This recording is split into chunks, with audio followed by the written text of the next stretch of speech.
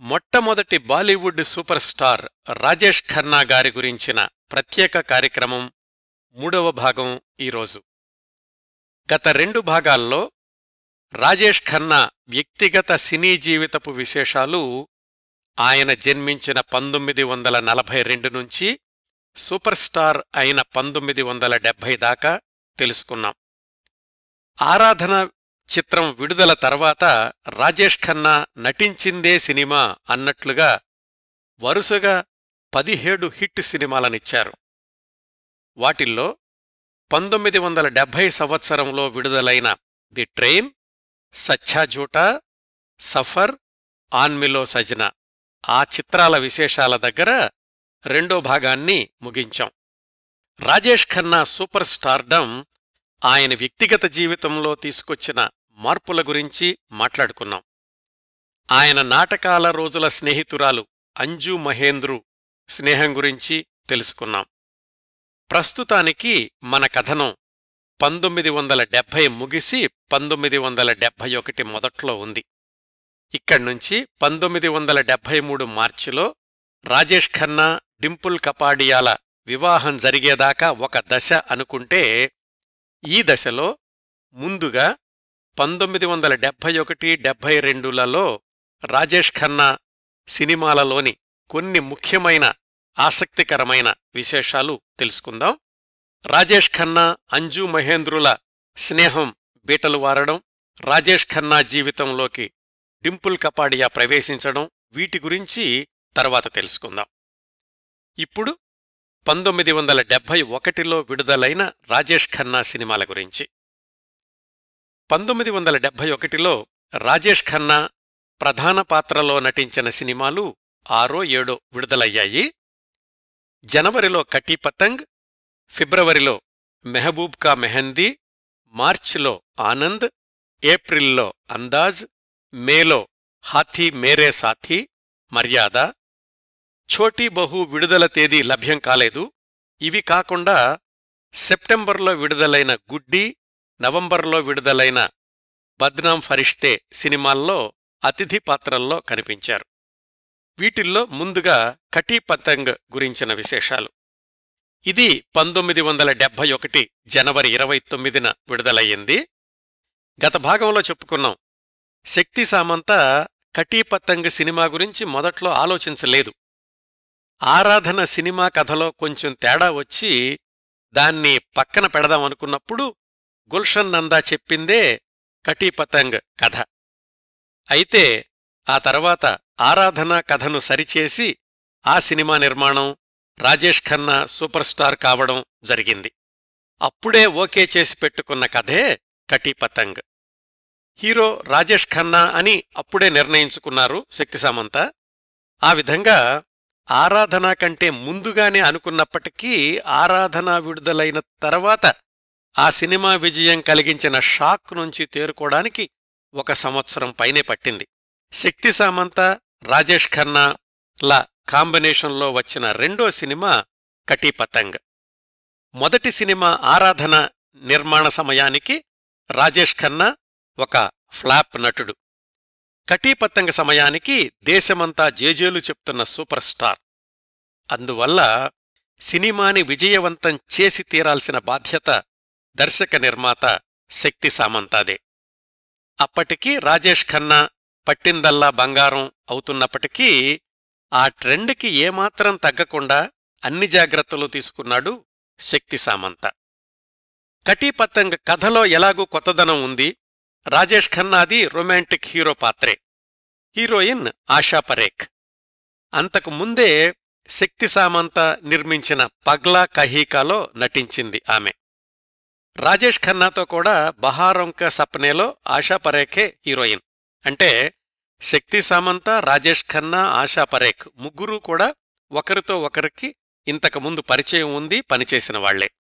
ఆరాధనా చిత్రంలో తన సంగీతంతో చరిత్ర సృష్టించిన ఎస్.డి. బర్మన్ బదులు వాళ్లబ్బాయి ఆర్.డి. బర్మన్ని కటీ పతంగ్కి సంగీత దర్శకుడిగా ఎంచుకున్నాడు శక్తి సామంత.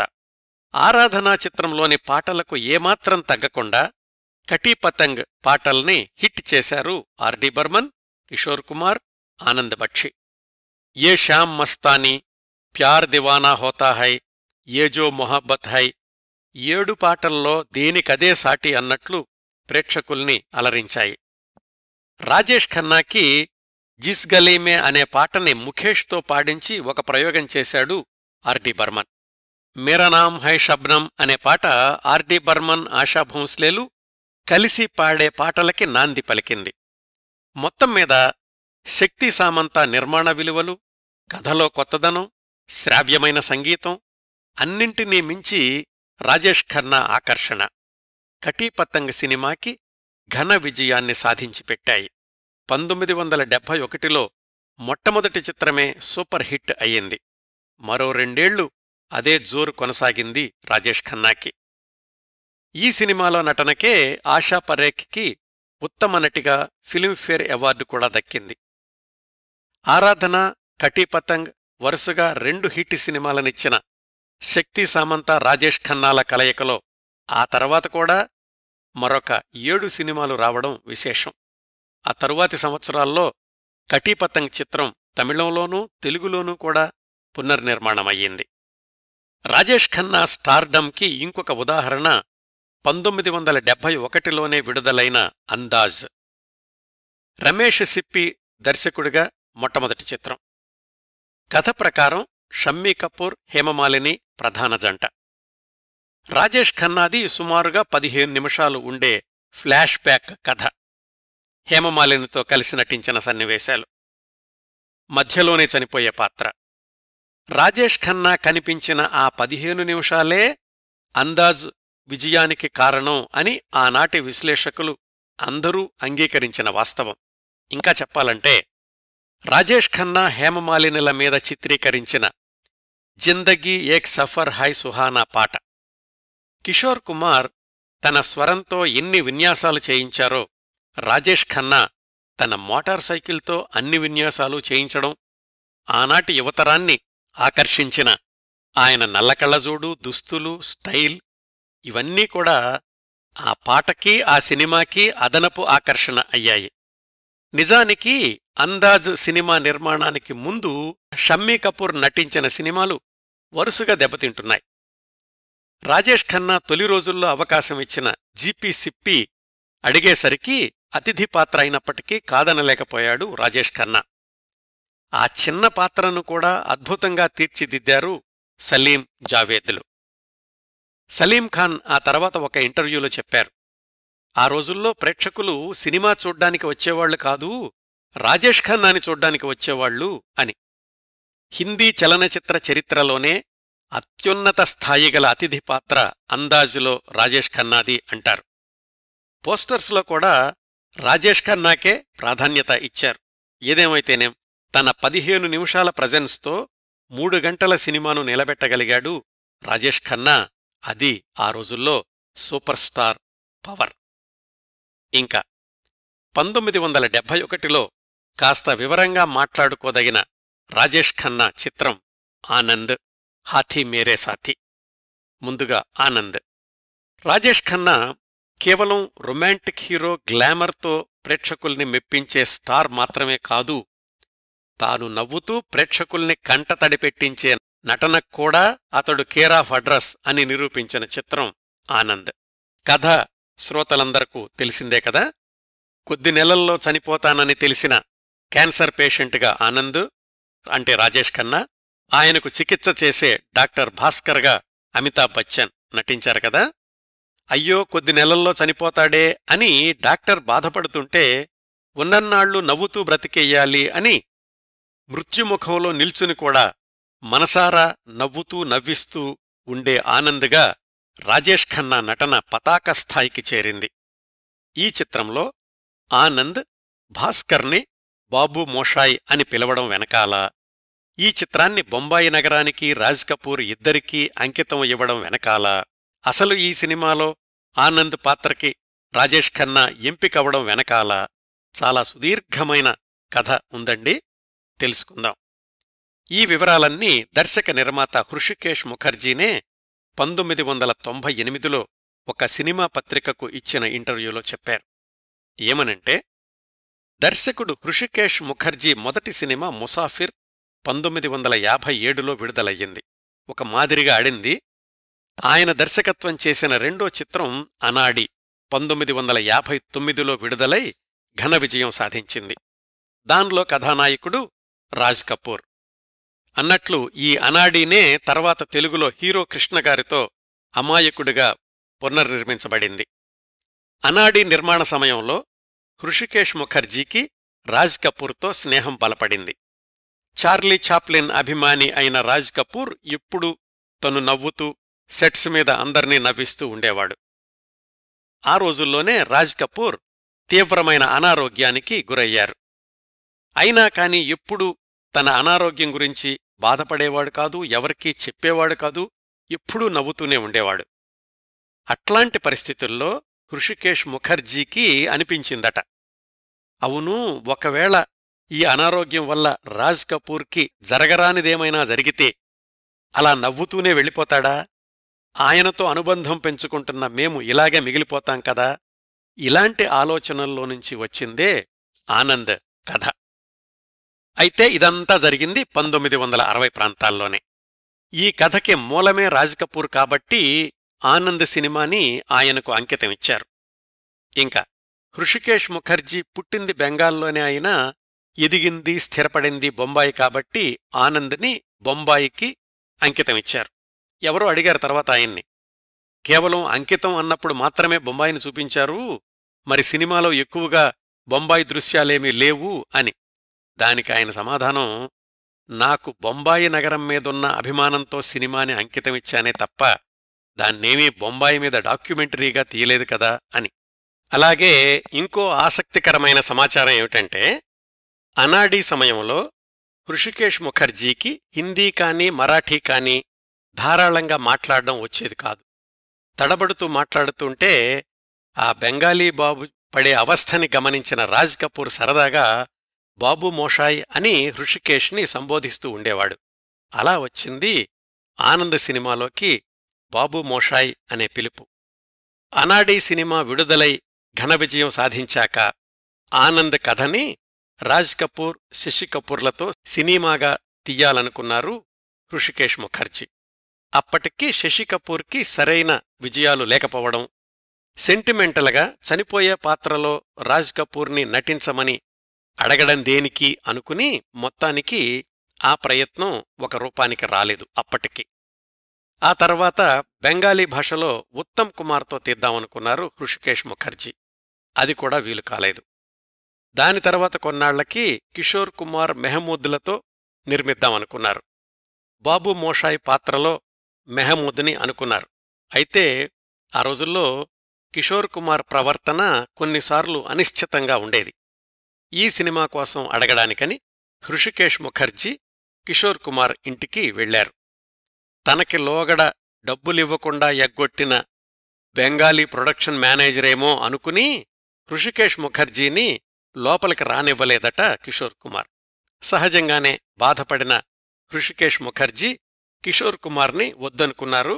ఇంకా మెహమూద్ కూడా తప్పుకున్నారు. మళ్లీ ఆనంద్ ప్రాజెక్టు ఆగిపోయింది. ఇవన్నీ 1960 దశాబ్దం మొదట్లో జరిగిన సంఘటనలు.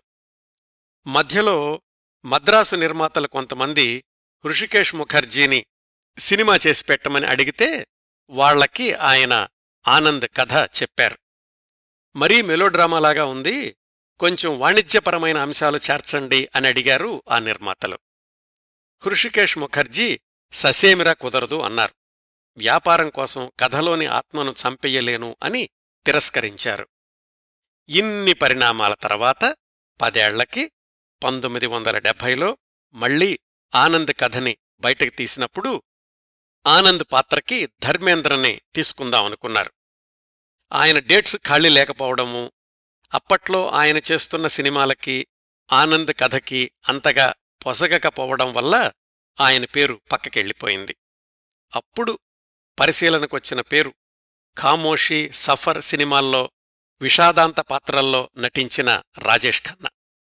పైగా అవి రాజేష్ ఖన్నా శకం మొదలైన తొలి రోజులు. ఇంకా వేరే ఆలోచన లేకుండా ఆనంద్ పాత్రకి రాజేష్ ఖన్నాని ఎంపిక చేసుకున్నారు హృషికేశ్ ముఖర్జీ.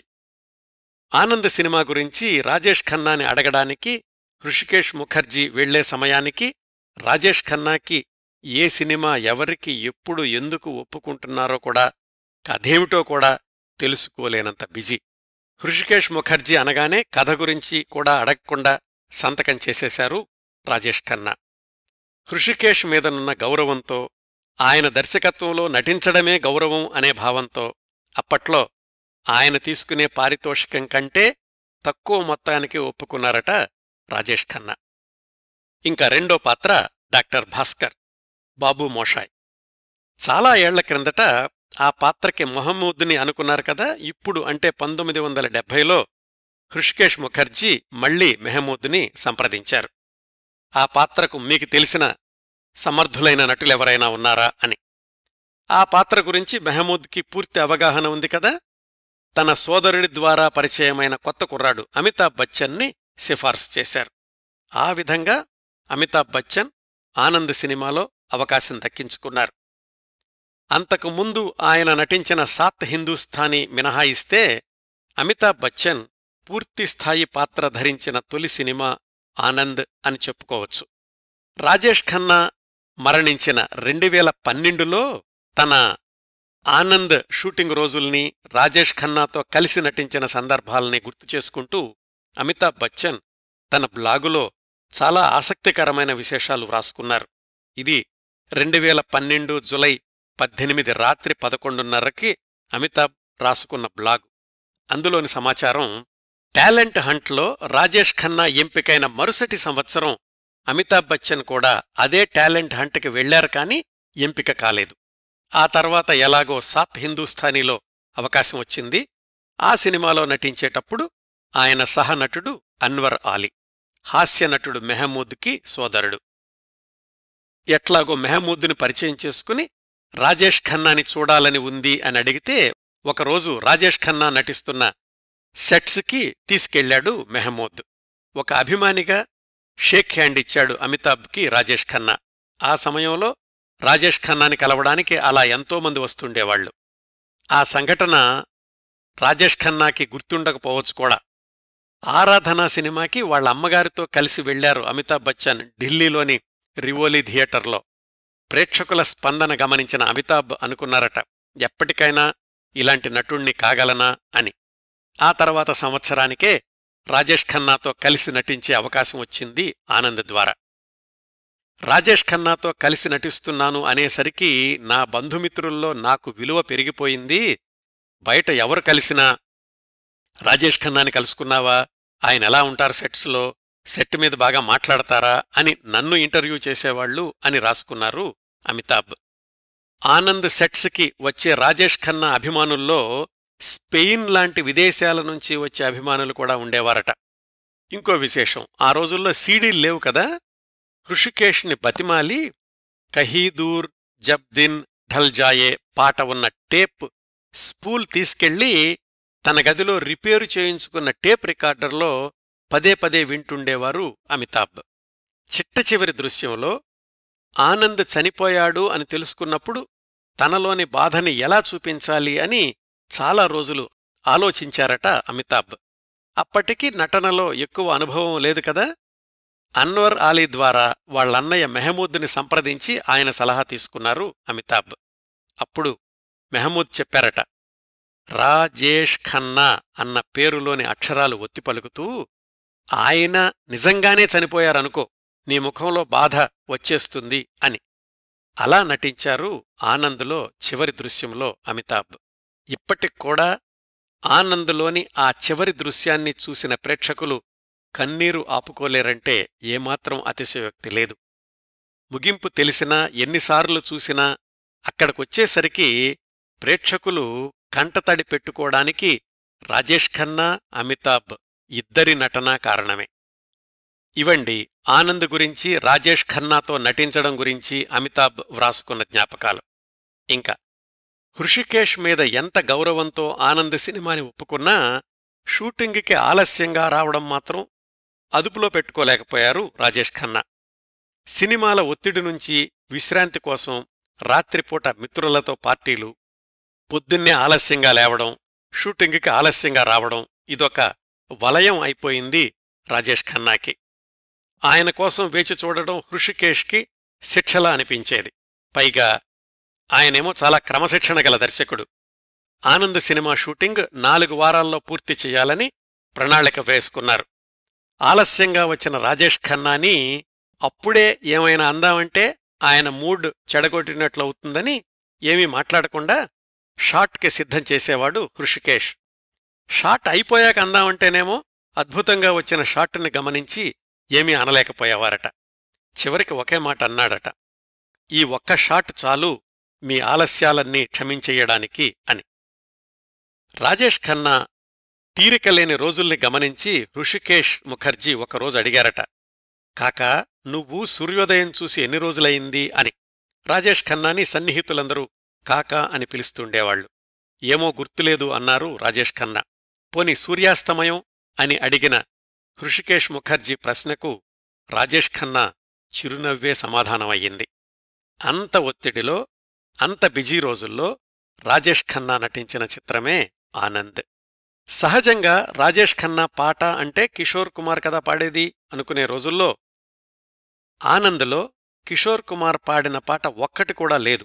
అయినా కాని కహీ దూర్ జబ్ దిన్ ఢల్ జాయే, జిందగీ కైసీ హై పహేలీ లాంటి పాటల్లో ముఖేష్, మన్నాడే ఆనంద్ స్వరంలోని బయటకు తెలియని వేదనకు సప్తస్వర రూపమిచ్చారు. మొత్తానికి ఆనంద్ చిత్రం చరిత్ర సృష్టించింది. జాతీయ స్థాయి అవార్డు, ఫిల్మ్ఫేర్ అవార్డు వీటన్నింటితో పాటుగా బెంగాలీ జర్నలిస్టు అసోసియేషన్ నుంచి కూడా ఉత్తమ నటుడి పురస్కారం అందుకున్నారు రాజేష్ ఖన్నా. అవండి 1971 మొదట్లో విడుదలైన ఆనంద్ చిత్ర విశేషాలు. దీని తర్వాత అందాజ్ విడుదలైంది. దాని తర్వాత 1971 మేలో హాథీ మేరే సాథీ విడుదలయ్యింది. మళ్లీ రాజేష్ ఖన్నా నట జీవితంలో ఈ హాథీ మేరే సాథీ ఒక విభిన్నమైన చిత్రం, ఆయనది ఒక విభిన్నమైన పాత్ర. ఆయన నట జీవితంలో సూపర్ హిట్ సినిమాలాగానే కాకుండా వ్యక్తిగత జీవితంలో సొంతంగా బంగ్లా కొనుక్కోవడానికి కూడా కారణమైన చిత్రం హాథీ మేరే సాథీ. వివరాలు తెలుసుకుందాం. 1950 ప్రాంతాల్లో బాంద్రాలోని కార్టర్ రోడ్లో పార్సీ వ్యాపారవేత్తల విలాసవంతమైన బంగ్లాలు ఎక్కువగా ఉండేవి. అక్కడే ప్రముఖ సంగీత దర్శకుడు నౌషాద్ బంగ్లా కూడా ఉండేది. దాని పేరు ఏషియానా. ఆ బంగ్లాకి కాస్త దూరంలో 2 అంతస్తుల పెద్ద భవంతి ఖాళీగా ఉండేది. చుట్టుపక్కల ఉన్నవాళ్లందరూ దాన్ని భూత్ బంగ్లా అనేవాళ్లు. ఎందుకంటే చాలా సంవత్సరాలు అది ఖాళీగా ఉంది. అంతకుముందు హిందీ నటుడు భరత్ భూషణ్ ఉండేవాళ్లట అందులో. కలిసి రాలేదని ఆయన ఖాళీ చేసేశాడు. కొనేందుకు ఎవరూ ముందుకు రాక పాడుబడిపోయినట్లుగా ఉండేది. మరొక హీరో రాజేంద్ర కుమార్ దాన్ని కొనాలనుకున్నాడు. అప్పటికీ ఆయన బిఆర్ చోప్రా సినిమా కానూన్లో నటిస్తున్నాడు.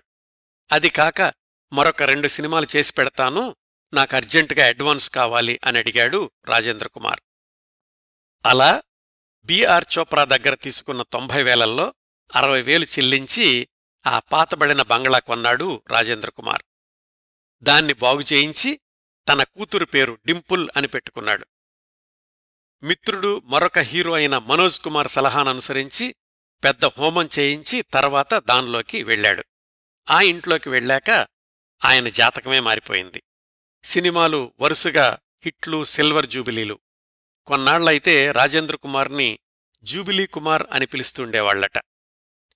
1970లో పాలీహిల్స్లో మరొక విశాలమైన భవంతి నిర్మించుకుని దానిలోకి మారాడు రాజేంద్ర కుమార్. ఆ కొత్తింటికి కూడా డింపుల్ అనే పేరు పెట్టుకున్నాడు. అందులోకి మారాక బాంద్రాలోని ఇంటిని అమ్మకానికి పెట్టాడు. ఈ విషయం రాజేష్ ఖన్నాకి తెలిసింది. అంతవరకు అమ్మా నాన్నలతో కలిసి అపార్ట్మెంట్లోనే ఉంటున్నాడు. సముద్రముఖంగా ఉన్న ఆ బంగ్లాని ఎలాగైనా కొనుక్కోవాలి అనుకున్నాడు రాజేష్ ఖన్నా. కాని కొనడానికి పెద్ద మొత్తంలో డబ్బులు కావాలి. సరిగ్గా అప్పుడే మద్రాసు నుంచి ధోవతి కట్టుకుని ఒళ్లంతా విభూదిరేఖలు రాసుకున్న ఒక నిర్మాత రాజేష్ ఖన్నా దగ్గరకొచ్చాడు తన సినిమాలో నటించమని అడగడానికి. రాజేష్ ఖన్నాకి బొంబాయి నిర్మాతలకు సర్దడానికే డేట్స్ లేవు. అదే విషయం మద్రాసు నిర్మాతకు చెప్పాడు. ఆయనంత తేలిగ్గా వదిలే రకం కాదు. మీ మార్కెట్ రేటు కంటే రెట్టింపిస్తాను అన్నాడు. అప్పటికి రాజేష్ ఖన్నా సినిమాకి 4.5 లక్షలు తీసుకుంటున్నాడు. ఆ మద్రాసు నిర్మాత 9 లక్షలిస్తాను, అందులో అడ్వాన్స్గా 5 లక్షలు ఇవిగో అని సూట్ కేసు కూడా ముందు పెట్టాడు. బాంద్రాలోని బంగళా కొనడానికి సరిగ్గా సరిపోతాయి ఆ 5 లక్షలు. మరి కాదని ఎలా అనగలడు రాజేష్ ఖన్నా? వెంటనే అగ్రిమెంటు మీద సంతకం పెట్టేశాడు. ఆ పట్టువదలని నిర్మాత చిన్నప్ప దేవర్. ఆయన గురించి కూడా పూర్తిస్థాయి కార్యక్రమం చేశాను. ఆసక్తిగల శ్రోతలు యూట్యూబ్లో కిరణ్ ప్రభా స్పేస్ చిన్నప్ప అని టైప్ చేసి వినొచ్చు. 5 లక్షల అడ్వాన్సు చూసేసరికి రాజేష్ ఖన్నా సినిమా కథ ఏమిటి అని కూడా అడగలేదు. ఆ డబ్బులతో రాజేంద్ర కుమార్ దగ్గర డింపుల్ అనే పేరున్న బంగళా కొనేశాడు. అప్పటికీ ఇంకా డింపుల్ కపాడియాతో స్నేహం లేదు రాజేష్ ఖన్నాకి. కాని బంగళాకి అదే పేరు ఉంచేద్దాం అనుకున్నాడు. అయితే రాజేంద్ర కుమార్, నా కొత్తింటికి కూడా అదే పేరు పెట్టుకున్నాను, మీరు పేరు మార్చుకోండి అని సలహా ఇచ్చాడు. అప్పుడు వాళ్ల నాన్నగారిని అడిగి ఆ బంగళాకి ఆశీర్వాద్ అని పేరు పెట్టాడు రాజేష్ ఖన్నా. అప్పట్నుంచి రాజేష్ ఖన్నా తుదిశ్వాస విడిచేదాకా ఆ ఆశీర్వాద్ బంగళానే ఆయన నివాసం అయ్యింది. రాజేష్ ఖన్నాకి పర్యాయపదం ఆశీర్వాద్ అన్నంతగా ఆ బంగళా ప్రసిద్ధి చెందింది ఆ రోజుల్లో. బొంబాయి వచ్చిన వాళ్లందరికీ అదొక పర్యాటక ప్రదేశం అయింది. అందులోకే డింపుల్ కపాడియా కొత్త పెళ్లికూతురుగా అడుగుపెట్టింది. అక్కడే 2 అమ్మాయిలకు జన్మనిచ్చింది. అక్కడ ఉండగానే రాజేష్ ఖన్నా నుంచి విడిపోయి వెళ్ళిపోయింది. రాజేష్ ఖన్నా మాత్రం జీవితాంతం అందులోనే కొనసాగాడు. ఆ వివరాలన్నీ ముందు ముందు తెలుసుకుందాం. మళ్ళీ మనం రాజేష్ ఖన్నా ఆ బంగ్లా కొన్న 1970 ప్రాంతానికొస్తే, అట్లా చిన్నప్పదేవర్ 5 లక్షల రూపాయల సూట్ కేసు అడ్వాన్స్ ఇచ్చాక సినిమా గురించిన మిగతా వివరాలు మాట్లాడ్డానికి చిన్నప్పదేవర్ సోదరుడు సినిమా దర్శకుడు ఎంఏ తిరుముగాన్ని తీసుకొచ్చాడు. ఆయన కథ చెప్పాడు. ఆ కథ విని ఆశ్చర్యపోవడం, షాక్ తినడం రాజేష్ ఖన్నా వంతైంది. ఎందుకంటే కథంతా కూడా ఏనుగుల మీద నడుస్తుంది.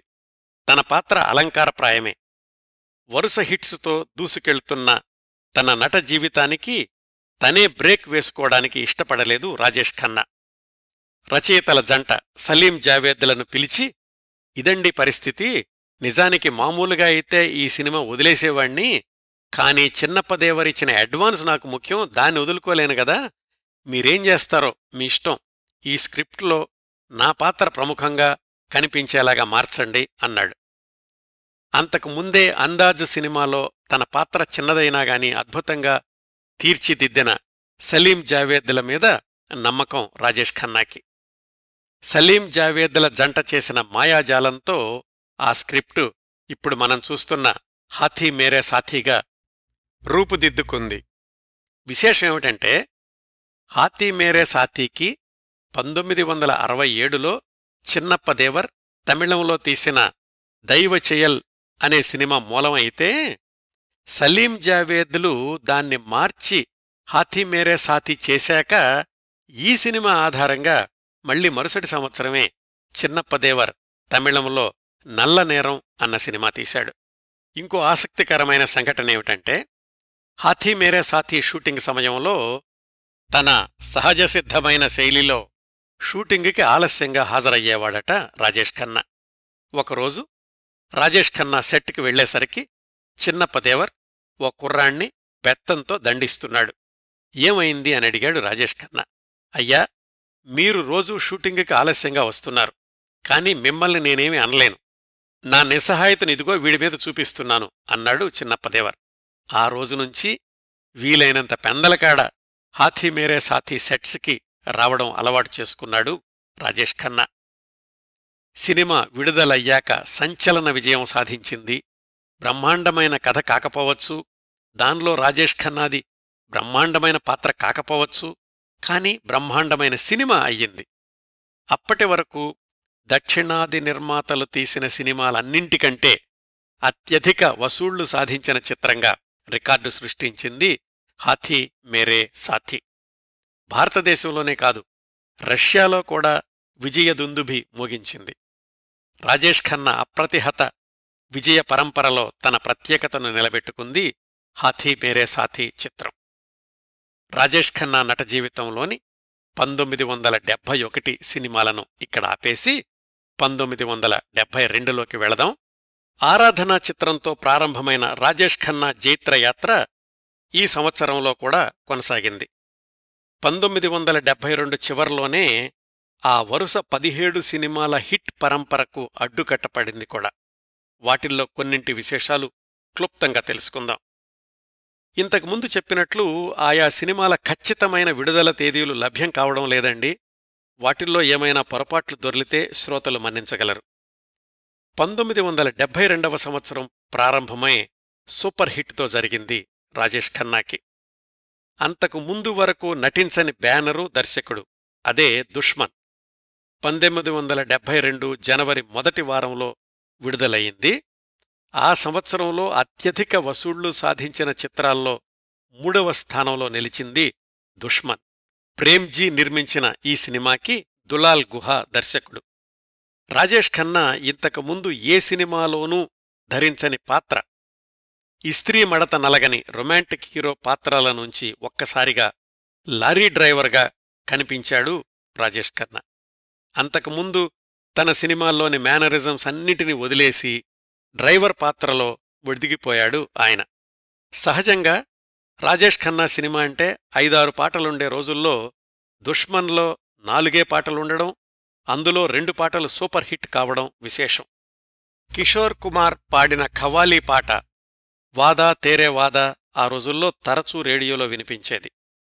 ఈ దుష్మన్ సినిమా తర్వాత సంవత్సరాల్లో తెలుగు, తమిళ, కన్నడ, మలయాళ అన్ని దక్షిణాది భాషల్లోనూ పునర్నిర్మాణం కావడం విశేషం.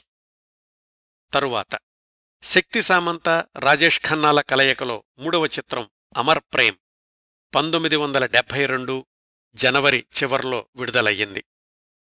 ఆరాధనా జంట రాజేష్ ఖన్నా, షర్మిలా ఠాగూర్ కలిసి నటించిన శక్తి సామంత నిర్మించిన 2వ చిత్రం అమర్ ప్రేమ్. షర్మిలా ఠాగూర్ తల్లి అయ్యాక నటించిన మొదటి చిత్రం కూడా ఇదే. హీరోయిన్ ప్రాధాన్యత ఉన్న చిత్రం కదా. సూపర్ స్టార్గా దూసుకెళ్తున్న రాజేష్ ఖన్నా నటిస్తారో లేదో అని శక్తి సామంత మొదట్లో సందేహించారు. హీరోగా రాజ్ కుమార్ని సంప్రదిద్దామని కూడా అనుకున్నారట. కాని రాజేష్ ఖన్నానే స్వయంగా తాను నటిస్తాను అని చెప్పడంతో శక్తి సామంత ఆనందానికి అవధుల్లేవు. మొదట్లో అనుకున్న హీరో పాత్ర పేరు అనంత్. దాన్ని రాజేష్ ఖన్నానే ఆనంద్గా మార్పించారు. ఈ సినిమాలో రాజేష్ ఖన్నా పదే పదే చెప్పిన సంభాషణ Pushpa I hate tears Hindi చలనచిత్ర చరిత్రలోనే అత్యధిక ప్రజాదరణ పొందిన సంభాషణగా నిలిచిపోయింది. ఆర్డి బర్మన్, ఆనంద్ బక్షి, కిషోర్ కుమార్ల కలయికలో సినిమా పేరుకి తగ్గట్టుగానే అమరగీతాలు ప్రాణం పోసుకున్నాయి. ముఖ్యంగా చింగారీ, కోయి భడ్కే, కుచితో లోగ్ కహేంగే పాటలు ఆనాటి యువతరం నోళ్లల్లో నానుతుండేవి. ఎస్డి బర్మన్ పాడిన పాట కూడా ప్రత్యేకంగా చెప్పుకోవాల్సిందే. చింగారీ కోయి భడ్కే పాటని ముందుగా కలకత్తాలో హుగ్లీ నదిలో బోటు మీద హౌరా బ్రిడ్జి నేపథ్యంలో చిత్రీకరిద్దామనుకున్నారట. అక్కడికి వెళ్లారు కూడా క్రూతోటి. అయితే రాజేష్ ఖన్నాకున్న అభిమానుల సంఖ్య దృష్ట్యా వాళ్లని అదుపు చెయ్యడం కష్టము అని అధికారులు చెప్పడంతో వెనక్కొచ్చేశారు. చివరికి ఆ పాటని స్టూడియోలోనే కృత్రిమంగా వేసిన సెట్లో చిత్రీకరించారు. శక్తి సామంత, రాజేష్ ఖన్నాల కలయికలో వరుసగా 3 సూపర్ హిట్స్ ఆరాధన, కటీ పతంగ్, అమర్ ప్రేమ్ రూపుదిద్దుకుని అది ఒక హ్యాట్రిక్ వరుస అయ్యింది. రాజేష్ ఖన్నా నట జీవితం తొలి రోజుల్నుంచి దక్షిణాది చిత్ర నిర్మాతలకు అందుబాటులో ఉండేవాళ్లు. వాళ్లకి ప్రాధాన్యత ఇచ్చేవాళ్లు కూడా. 1972లో దక్షిణాది చిత్ర నిర్మాణ సంస్థ వీనస్ పిక్చర్స్ వాళ్లు రాజేష్ ఖన్నా, ముంతాజుల కలయికలో నిర్మించిన అప్నా దేశ్ చిత్రానికి తెలుగులో ఎన్టీఆర్ నటించిన కథానాయకుడు మూలం కావడం విశేషం. తేనె మనసులు ఆధారంగా నిర్మించిన డోలీ తర్వాత రాజేష్ ఖన్నా ఒక తెలుగు సినిమా రీమేక్లో నటించిందే ఈ అప్నా దేశ్. ఆర్డి బర్మన్, కిషోర్ కుమార్ మ్యాజిక్ మరొకసారి పునరావృతమైంది ఈ సినిమాలో. రాజేష్ ఖన్నా వరుస హిట్స్లో స్థానం దక్కించుకుంది అప్నా దేశ్. 1972లో ప్రత్యేకంగా చెప్పుకోవాల్సిన రాజేష్ ఖన్నా నటించిన ఇంకొక చిత్రం బావర్చి. అంతకుముందు ఆనంద్ చిత్రంతో ప్రేక్షకుల్ని కంటతడి పెట్టించిన హృషికేశ్ ముఖర్జీ ఆ సినిమాకి పూర్తి వ్యతిరేకమైన కథాంశంతో నిర్మించిన చిత్రం బావర్చి. రాజేష్ ఖన్నాకి కూడా అంతకుముందు ఎన్నడూ ధరించని పాత్ర. రాజేష్ ఖన్నా నవ్వులు పండించడంలో కూడా సూపర్ స్టారే అనిపించుకున్నాడు ఈ బావర్చి సినిమాలో. రాజేష్ ఖన్నా, జయబహాదురీలు కలిసి నటించిన మొదటి చిత్రం బావర్చి. ఈ సినిమా హిట్ చిత్రంగా నిలవడమే కాకుండా రాజేష్ ఖన్నాకి రెండోసారి బెంగాలీ జర్నలిస్టుల సంఘం నుంచి ఉత్తమ నటుడి పురస్కారం దక్కింది. ఇంకా 1972లో రాజేష్ ఖన్నా నటించిన మరొక మ్యూజికల్ హిట్ చిత్రం మేరే జీవన్ సాథీ.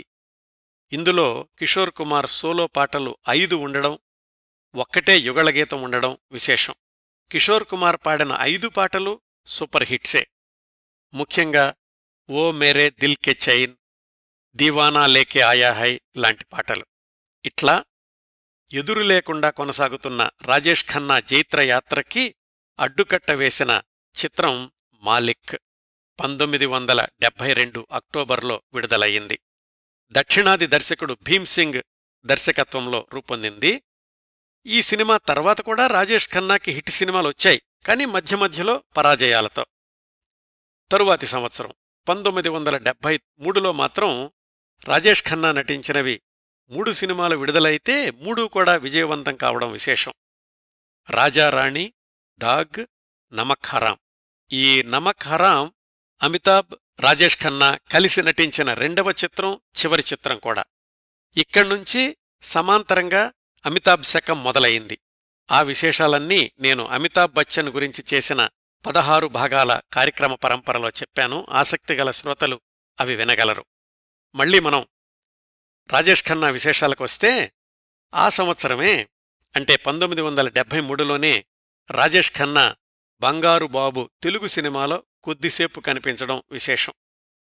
ఇదండి 1972-73 సినిమాల విశేషాలని ఇక్కడ ఆపేసి, 1973లో రాజేష్ ఖన్నా వ్యక్తిగత జీవితంలో జరిగిన ముఖ్యమైన సంఘటన డింపుల్ కపాడియాతో ఆయన వివాహం. దాని గురించి మాట్లాడుకుందాం. రాజేష్ ఖన్నా వ్యక్తిగత జీవితంలో ఈ వివాహం ఒక కొత్త కలయిక అయితే, దానికి ముందు ఒక ఎడబాటు తప్పనిసరయింది. అదే అంజు మహేంద్రుతో 7 సంవత్సరాల సాన్నిహిత్యం విచ్ఛిన్నమైన ఉదంతం.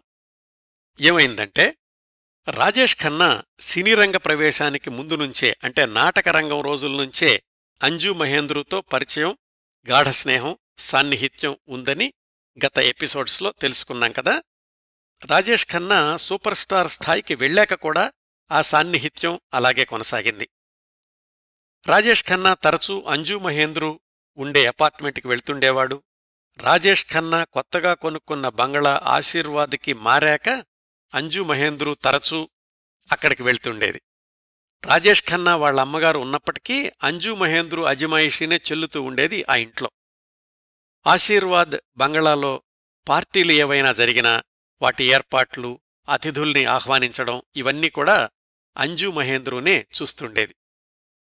అంజు మహేంద్రు ఆధునిక పోకడలు రాజేష్ ఖన్నా అమ్మగారికి నచ్చకపోయినా కొడుకు కోసమని మౌనంగా ఉంటుండేదామె. సినిమా పత్రికలన్నింటిలో రాజేష్ ఖన్నా, అంజు మహేంద్రుల స్నేహం గురించి కథలుగా వార్తలు వస్తుండేవి. బయట సినిమా పార్టీలకు వెళ్లినా రాజేష్ ఖన్నా, అంజు మహేంద్రు కలిసి వెళుతుండేవాళ్లు. రాజేష్ ఖన్నా అంజు మహేంద్రుకి ప్రత్యేకంగా ఒక బంగళా కొనిపెట్టాడు కూడా. వాళ్ళిద్దరూ వివాహం చేసుకోవడం ఖాయం, ఏదో ఒకరోజు అధికారికంగా వాళ్ల పెళ్లి వార్త వినడమే తరువాయి అని అందరూ చెప్పుకుంటూ ఉండేవాళ్లు. ఇది నాణ్యానికి ఒకవైపు. రెండో వైపు జరిగిన సంఘటనలేమిటంటే, రాజేష్ ఖన్నా సూపర్ స్టార్ స్థాయికి చేరుకున్నాక అభిమానుల సంఖ్య కోట్లకు చేరింది కదా. నిర్మాతలు, దర్శకులు, రచయితలు, తోటి నటులు అందరూ కూడా రాజేష్ ఖన్నా ముందు జీ హుజూర్ అన్నట్లు ప్రవర్తించేవాళ్లు. అది ఒక విధమైన సుపీరియారిటీ కాంప్లెక్స్కి దారితీసింది రాజేష్ ఖన్నాలో. బయటవాళ్లే కాదు, సన్నిహితులు కూడా తనని గొప్పవాడిగానే చూడాలని, అదే స్థాయిలో గౌరవించాలని, తాను చెప్పిందే వినాలని అనుకుంటూ ఉండేవాడు. ఎప్పట్నుంచో స్నేహంగా ఉన్నవాళ్లు చనువు చూపించినప్పటికీ భరించలేకపోయేవాడు. అంజు మహేంద్రుతో కూడా అదే పరిస్థితి. స్నేహంగా ఉంటున్నప్పటికీ తన ఆధిక్యత నిరూపించుకోవాలి అని అనుకుంటూ ఉండేవాడట. అది ఆమెకు నచ్చేది కాదు. ఇద్దరి మధ్య పెద్ద వివాదం అంజు మహేంద్రు నట జీవితం. ఆమె సినిమాల్లో నటించడం రాజేష్ ఖన్నాకి ఇష్టం లేదు. ఆ విషయం సూటిగా చెప్తుండేవాడు కూడా అంజు మహేంద్రుతోనే. నా వృత్తి జీవితాన్ని నేనెందుకు దెబ్బతీసుకోవాలి అంటుండేది ఆమె. తనకి అవకాశాలు ఇస్తామన్న నిర్మాతలకు దర్శకులకు వద్దు అని రాజేష్ ఖన్నా చెప్తుండేవాడని అంజు మహేంద్రు ఆరోపణలు. ఆమె నటించిన 1-2 సినిమాలైతే విడుదల కాకుండా రాజేష్ ఖన్నానే అడ్డుపడ్డాడు అని కూడా అంజు మహేంద్రు సన్నిహితులతో చెప్తుండేవాళ్లు. ఈ కోల్డ్ వార్ 1970, 71, 72 సంవత్సరాల్లో రాజేష్ ఖన్నా ఊపిరి సలపని బిజీగా నటిస్తున్న సంవత్సరాల్లోనే కొనసాగుతూ వచ్చింది. రాజేష్ ఖన్నా అలా దూసుకెళ్తుంటే తను మాత్రం ఇంకా అవకాశాల కోసం వెదుక్కోవాల్సి వస్తోంది అన్న నిరాశ ఇంకొక వైపు అంజు మహేంద్రుని కుంగదీస్తుండేది. అదే సమయంలో సహజంగానే రాజేష్ ఖన్నాతో కలిసి నటించే కథానాయికలతో ఆయనకు సాన్నిహిత్యం పెరుగుతోంది అని పత్రికల్లో పుకార్లు వస్తుండేవి. నేను నటించే సెట్స్కి రావద్దు అనేవాడు రాజేష్ ఖన్నా అంజు మహేంద్రుని. అంజు మహేంద్రు 1-2 రోజులు కనిపించకపోతేనేమో ఎక్కడికెళ్లావు, ఏం చేశావు అని వివరాలు అడుగుతుండేవాడు రాజేష్ ఖన్నా. రాజేష్ ఖన్నాకి తెలియకుండా ఆయన పక్కన నటించే హీరోయిన్స్కి అంజు మహేంద్రు 1-2 సార్లు ఫోన్ చేసి మాట్లాడడం, అవి రాజేష్ ఖన్నాని ఇరుకున పెట్టడం ఇవన్నీ జరిగినాయి. ఒకసారి మనస్పర్ధలు మొదలయ్యాక ప్రతి చిన్న విషయం భూతద్దంలో కనిపిస్తుంది కదా. ఒకరోజు సాయంత్రం రాజేష్ ఖన్నా, అంజు మహేంద్రు ఇద్దరూ కలిసి బయట పార్టీకి వెళ్ళాలి. ఆ పార్టీకి తీసుకెళ్లడానికి ఏదో వంటకం కూడా సిద్ధం చేసింది అంజు మహేంద్రు. రాజేష్ ఖన్నా అప్పటికే మద్యం సేవించడం మొదలుపెట్టాడు. రాత్రి 8-9 గంటలకు బయలుదేరెళ్లాలి. ఆయన పరిస్థితి అదుపులో లేదు. నా కండిషన్ ఏమి బాగాలేదు, కాస్త మందెక్కువైంది, ఈరోజు పార్టీకి వెళ్లడం మానేద్దాంలే అన్నాడు రాజేష్ ఖన్నా. నీ పరిస్థితి బాగోకపోతే నువ్వు మానేసెయ్యి, నేను వెళతాను అని రాజేష్ ఖన్నాని వదిలేసి అంజు మహేంద్రు ఒక్కర్తే ఆ పార్టీకి వెళ్లారు. ఆ రోజే అనిపించింది ఇంక మా ఇద్దరి మధ్య బంధం బలహీనపడుతుందేమోనని అని రాజేష్ ఖన్నా తర్వాత ఇంటర్వ్యూలో చెప్పుకున్నారు. ఇలా వాళ్ల మధ్య సాన్నిహిత్యం బలహీనపడుతున్న సమయంలోనే డింపుల్ కపాడియా రాజేష్ ఖన్నా జీవితంలోకి ప్రవేశించింది.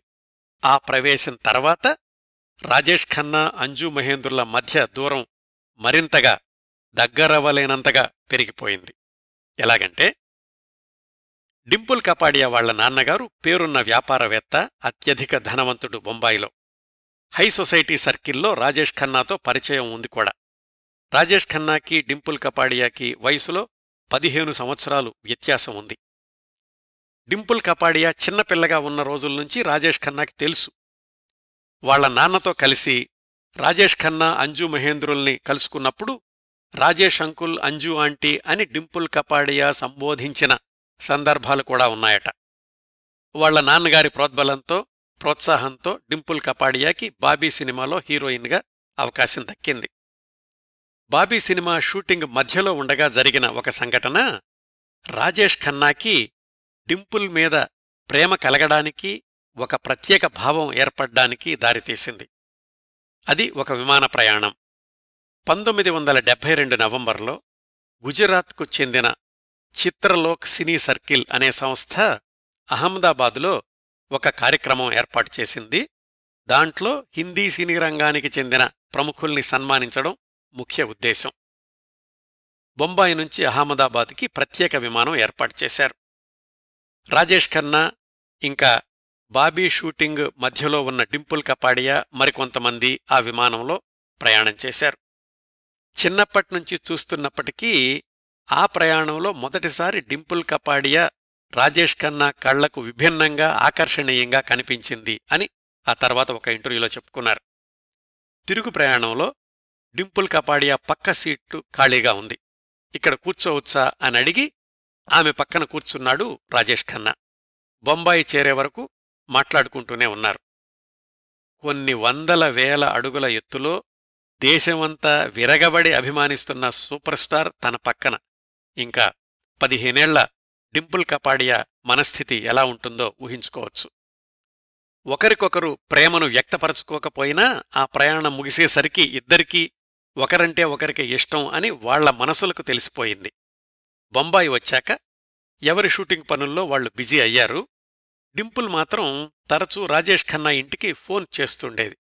ఆయనెప్పుడూ ఇంటి వద్ద ఉండడు కాబట్టి ఆయన సెక్రటరీ, చిన్నప్పటి క్లాస్మేట్ ప్రశాంత్ రాయ్ ఆ ఫోన్స్ తీసుకుంటుండేవాడు. రాజేష్ ఖన్నా ఫోన్లో అందుబాటులో లేకపోయినా రోజూ ఫోన్ చేయడం మానలేదు డింపుల్. ఒకరోజు సమయం చూసి రాజేష్ ఖన్నాతో చెప్పేశాడు సెక్రటరీ, ఒక అమ్మాయి ఫోన్ చేస్తోంది అని. ఓ అమ్మాయా, మా ఫ్రెండ్ కూతురు, కాస్త జాగ్రత్తగా సమాధానం చెప్పు అన్నాడు రాజేష్ ఖన్నా. వీళ్ల సాన్నిహిత్యం గురించి అంజు మహేంద్రుకి తెలియకుండా ఉండదు కదా. తెలిసింది. అక్కడ నుంచి మరొక ఘర్షణ మొదలయింది. రాజేష్ ఖన్నా డింపుల్ కపాడియాల తొలి ఆకర్షణ పరిచయం జరిగిన నెల రోజులకి 1972 డిసెంబర్ 29న రాజేష్ ఖన్నా పుట్టినరోజు వచ్చింది. ఆ రోజు జరిగే పార్టీ ఏర్పాట్లన్నీ అంజు మహేంద్రునే చూస్తోంది. ఆహ్వానితుల జాబితా కూడా ఆమె తయారుచేసింది. రాజేష్ ఖన్నా ప్రత్యేకంగా చెప్పాడు డింపుల్ కపాడియాని వాళ్ల నాన్నగారిని ఆహ్వానించమని. అంజు మహేంద్రు వాళ్ళిద్దరినీ తప్ప మిగతా అందర్నీ ఆహ్వానించింది. చిట్ట చివరి నిమిషంలో ఈ విషయం తెలిసిన రాజేష్ ఖన్నాకి బాగా కోపం వచ్చింది. ఆయనే డింపుల్ కపాడియా ఇంటికి ఫోన్ చేసి వాళ్ల నాన్నగారిని, డింపుల్ కపాడియాని స్వయంగా ఆహ్వానించాడు. ఆ రోజు తండ్రితో కలిసి ఆశీర్వాద్ బంగ్లాకి వచ్చినప్పుడు అతిథుల్ని ఆహ్వానిస్తున్న అంజు మహేంద్రుని మే ఐ కమిన్, లోపలికి రావచ్చా అని అడిగిందట డింపుల్ కపాడియా. ఒకసారి ఆ 15ఏళ్ల అమ్మాయి వైపు అదోలాగా చూస్తూ, నీకు ఆహ్వానం అంది ఉంటే లోపలికి రా, ఆహ్వానం లేకపోతే వెనకెళ్ళిపో అందట అంజు మహేంద్రు. ఆ పార్టీలో కూడా రాజేష్ ఖన్నా డింపుల్ కపాడియాకి ప్రాధాన్యతనివ్వడం సహజంగానే అంజు మహేంద్రులో అసూయను రెట్టింపు చేసింది. ఇది జరిగిన మరొక నెల రోజుల తర్వాత 1973 జనవరి చివర్లోనో ఎప్పుడో రాజేష్ ఖన్నా డింపుల్ కపాడియా కుటుంబ సభ్యుల్ని, మరికొంతమంది సన్నిహిత మిత్రుల్ని ఖండాలాలోని ఒక స్టార్ హోటల్కి ఆహ్వానించాడు. వారాంతంలో అక్కడ వాళ్లకి విందు ఏర్పాటు చేశాడు. ఆ పార్టీకి అంజు మహేంద్రుని ఆహ్వానించలేదు. వాళ్లందరూ బొంబాయి నుంచి బయలుదేరెళ్ళాక ఆ విషయం అంజు మహేంద్రుకి తెలిసింది. వెంటనే ఆమె రాజేష్ ఖన్నా ఇంటికొచ్చి ఆయందే మరో కారు తీసుకుని డ్రైవర్ని ఖండాలా హోటల్ దగ్గరికి తీసుకెళ్లమని చెప్పింది. ఇదంతా రాజేష్ ఖన్నా సెక్రటరీకి తెలుసు. ఆ స్థితిలో అంజు మహేంద్రు ఖండాలా వెళితే అక్కడ ఖచ్చితంగా గొడవ జరుగుతుంది, దాన్ని ఎలాగైనా ఆపాలి. కాని ఆ రోజుల్లో సెల్ ఫోన్స్ లాంటివేమీ లేవు. వెంటనే సెక్రటరీ ఖండాలాలోని హోటల్కి ఫోన్ చేసి రాజేష్ ఖన్నాకి విషయం చెప్పాడు. అవాంఛనీయ పరిస్థితుల్ని తప్పించుకోవడానికి రాజేష్ ఖన్నా వెంటనే మిత్రులందర్నీ వేరే హోటల్కి తీసుకెళ్లాడు. అంజు మహేంద్రు అక్కడికెళ్లేసరికి ఆ మొట్టమొదటి హోటల్లో ఎవరూ లేరు. సహజంగానే సూపర్ స్టార్ కాబట్టి రాజేష్ ఖన్నా ఎక్కడికెళ్లాడు, ఎక్కడుంటున్నాడు అనే సమాచారం ఎవరు ఇవ్వరు. దాంతోటి అంజు మహేంద్రు నిరాశతో వెనక్కి బొంబాయి వచ్చేసింది. ఈ మొత్తం వ్యవహారం రాజేష్ ఖన్నాకి చాలా చిరాకు తెప్పించింది. అగ్గిమీద గుగ్గిలం అన్నట్లుగా ఇది జరిగిన 1-2 వారాలకి అంజు మహేంద్రు ఇంకో పనిచేసింది. తనింట్లో ఉండిపోయిన రాజేష్ ఖన్నా దుస్తులు, ఇతర సామాగ్రి అంతటినీ రాజేష్ ఖన్నా డ్రైవర్కి ఇచ్చి పంపించేసింది. ఈ విషయాన్ని రాజేష్ ఖన్నానే తర్వాత ఇంటర్వ్యూల్లో చెప్పుకున్నారు. ఇది మా స్నేహం విచ్ఛిన్నమవడంలో పరాకాష్ట.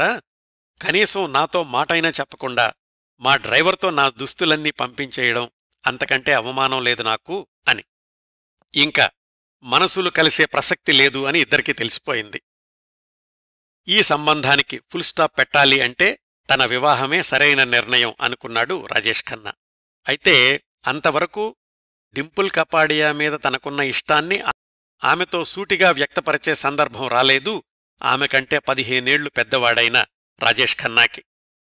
తన మనసులోని మాట ఆయన ఎప్పుడు చెప్పారు, ఎలా చెప్పారు, ఆ తరువాత వివాహం ఎప్పుడు, ఎక్కడ, ఎలా జరిగింది, ఆ వివాహం అయ్యాక పత్రికల వాళ్లకి రాజేష్ ఖన్నా, అంజు మహేంద్రులు విడివిడిగా ఇచ్చిన ఇంటర్వ్యూల్లో ఏం చెప్పారు, ఆ తరువాత కొన్నేళ్లు రాజేష్ ఖన్నా నట జీవితం అవరోహణ దశకు ఎలా మళ్ళింది, ఇలాంటి విశేషాలన్నీ వచ్చే వారం రాజేష్ ఖన్నా గురించిన ప్రత్యేక కార్యక్రమం 4వ భాగంలో తెలుసుకుందాం.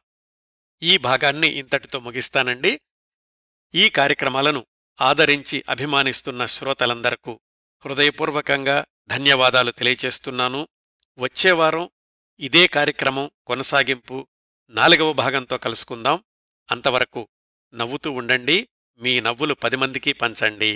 ప్రస్తుతానికి మీ వద్ద సెలవు తీసుకుంటోంది సదా మీ ఆదరాభిమానాలను కోరుకునే మీ కిరణ్ ప్రభ.